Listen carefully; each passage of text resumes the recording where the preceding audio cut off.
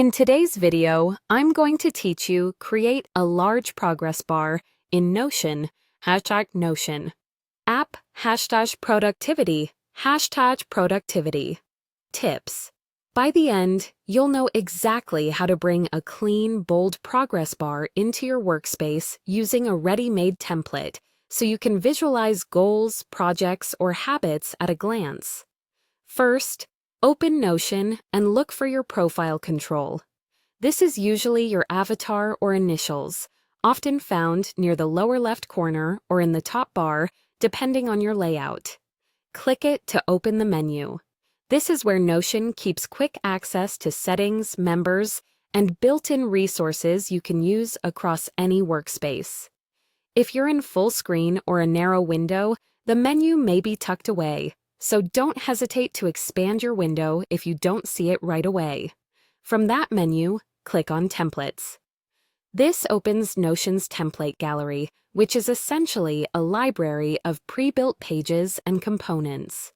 Using templates saves time and ensures you get polished, reliable designs without having to build formulas or blocks from scratch. The gallery can load as a panel or a full page, and it may take a moment to populate the results. Next, use the search bar in the gallery and type progress bar. This filters the results so you don't have to scroll through every category. If you don't see anything at first, double-check your spelling and give it a second for results to appear. Searching is the fastest way to jump to exactly what you need. When the results load, click on Progress Bar Designs. This opens a preview page describing what's included. You'll typically see multiple visual styles, including large horizontal bars, ideal for dashboards or project hubs. The preview helps you confirm you're grabbing the right option before you add it to your workspace. Finally, select Add. In some views, this may appear as Add to Workspace or use this template.